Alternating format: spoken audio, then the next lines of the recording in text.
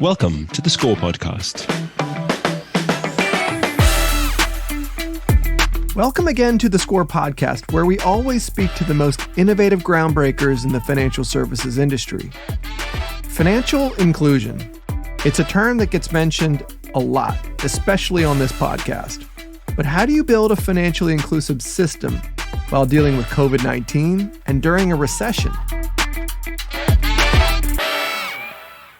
I'm Jeff Richardson, host of the SCORE podcast. I do mean it earnestly when I say that a great many of companies, VantageScore, along with many other financial services companies, large and small, are all very focused on increasing financial inclusion.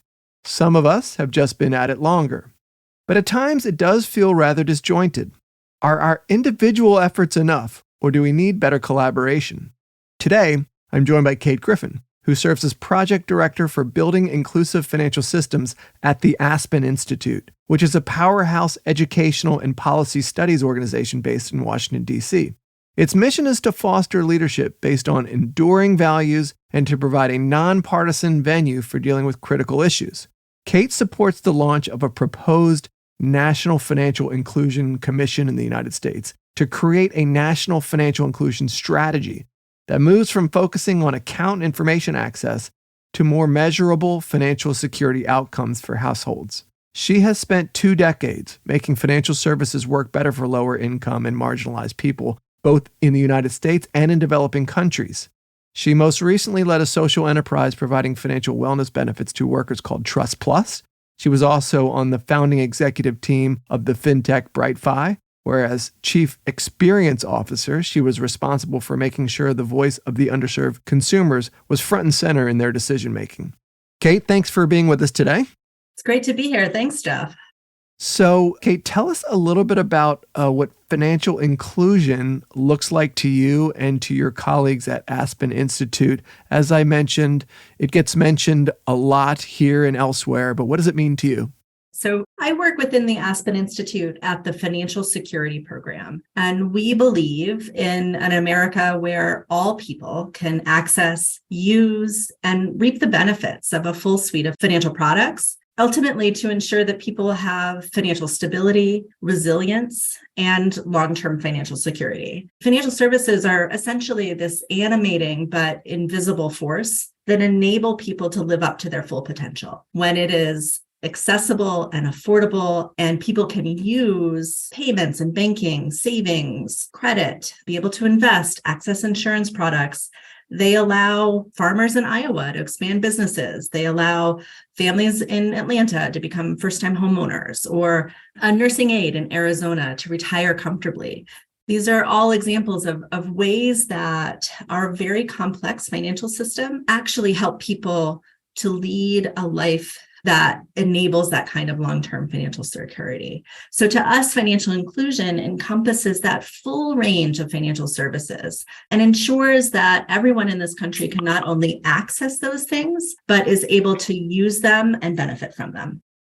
That's a great explanation. And, I think we're all maybe a little guilty of just applying financial inclusion to our sector of the marketplace. So I appreciate kind of the broader context. There's a section of your website that mentions other countries, but also how the United States has fallen behind in this important area. So when we look elsewhere, what examples of successful inclusion strategies are out there, and how can we learn from them? We've been actually doing a bit of a tour, if you will, to learn from what other countries have done. There is, a great team at the World Bank that does technical assistance with developing countries that develop these strategies. And we've learned quite a lot from some of the processes that they take. And we've also had some really interesting dialogue with our colleagues in the United Kingdom. And that's the one that I think has some really powerful lessons for us here in the United States. They've had both a financial inclusion kind of working group in the House of Lords, so similar to a congressional committee, if you will. Several years ago, that group came out with key recommendations that actually led to establishing accountability for financial inclusion at 2 cabinet levels, so in sort of their Treasury Department and also at their Department of Work and Pensions. And on top of that, there is an entire independent body, the UK Financial Inclusion Commission, that's comprised of experts from industry and nonprofit sectors sectors who are continuing to advise and inform those government actors, but also promotes ongoing collaboration across the different parts of industry that affect financial inclusion. Well, so that sets us up very well for this next question. I mentioned in the intro that you and your teammates are arguing for the creation of our own National Financial Inclusion Commission. Sounds a little bit similar to what you described in the UK, but can you speak more to that? Yeah, there's some similarities and some differences. First, as we think about the impetus for this, there have been inclusion efforts, and we have learned very important things from those initiatives. But to date, I would argue we haven't seen a C-level change in outcomes for people's financial lives that equals the level of investment we are putting into inclusion efforts. These are complex systems. We're talking about technology, about identity verification, about the tax system. There are many levers that we could pull. And when thinking about our government, it is not just their role as regulator. The government acts as a rulemaker and a policymaker. It runs its own financial inclusion programs, but it's also underwriting lending standards. And so it really is setting the rules for the market in a lot of different ways. Our argument is that there's not a quarterback or an agreed upon way to even measure and evaluate our progress to date. We think that if we create this quarterback who can look across that complex system, then we can make meaningful progress on financial security for all people in the country. And the last thing I'll say is it's not just me and my teammates at Aspen who are talking about this. As you know, since VantageScore is also a part of this, over 110 different companies, nonprofits, civil rights organizations, and more have joined this call for the creation of a national financial inclusion strategy. It is a delightfully messy and diverse group of leaders who are saying we need to go about this in a different way than we have before. And we all want to be at the table for that conversation. I couldn't be more excited about the possibilities of engaging that group in dialogue with our partners in federal government to drive meaningful change.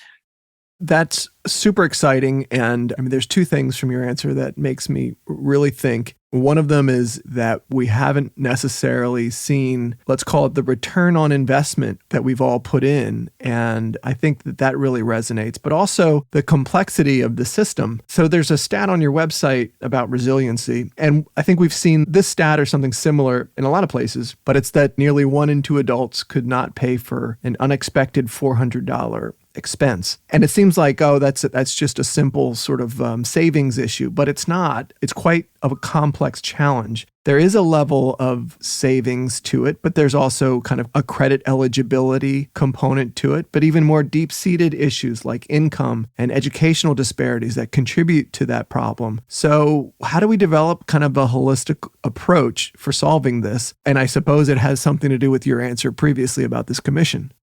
That's such a great statistic to bring up in this conversation. And it gets right at the heart of, I think, 2 key issues. First is our vision in terms of what financial inclusion is and does, is that it drives how people achieve stability, resilience, and security. And that number really gets at the heart of stability and resilience, right? And so as we think about how do we hold ourselves accountable, it's numbers like that we would want to see meaningful change around. And I think we have to do a good job at looking at that number by different population types, whether that's race and gender, by different income groups, by different educational levels. You'll see that there are quite different levels of people who say that they're able to meet that expense based on different demographics. And then in terms of how you think holistically about it, I mean, if you think about that question, people can get that money from lots of different places. It's social networks, borrowing from families and friends. It's credit, whether that's credit cards or payday loans or other forms of short-term borrowing. It's savings, and it could even be through insurance products, depending on the kind of unexpected expense it could be. And so if people, given all of those options, aren't able to come up with that, it tells us that none of those systems are working well for people. So it's a great way, I think, of really bringing to light both the interrelated nature of the different kinds of financial products and why we need to pay attention to all of them and not just banking, and then really pay attention to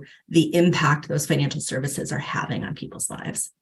That's a really interesting point. Normally on this podcast, we try to end things on a much more positive note. But in this case, I think we want to leave it there because it's such an important issue that we all need to work together and approach financial inclusion in a collaborative way. So, Kate, appreciate your time today and the great work that you do and your colleagues do every day at ASPEN Institute. Thank you again. Thanks, Jeff, for having me. It's a great conversation.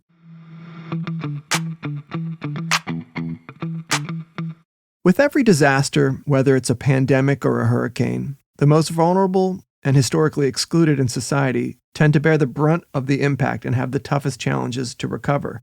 We're seeing this right now.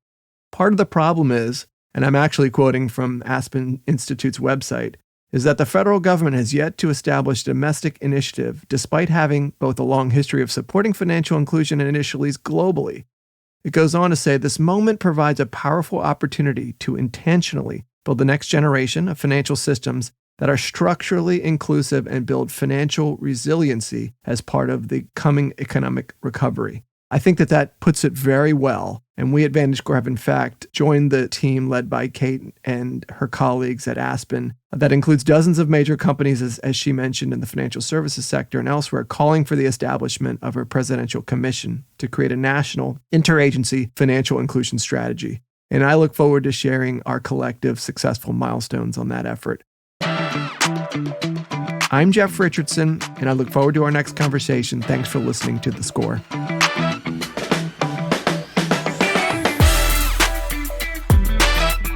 The views and opinions expressed in this episode do not necessarily reflect the official policy or position of VantageScore Solutions. Visit VantageScore.com to learn more.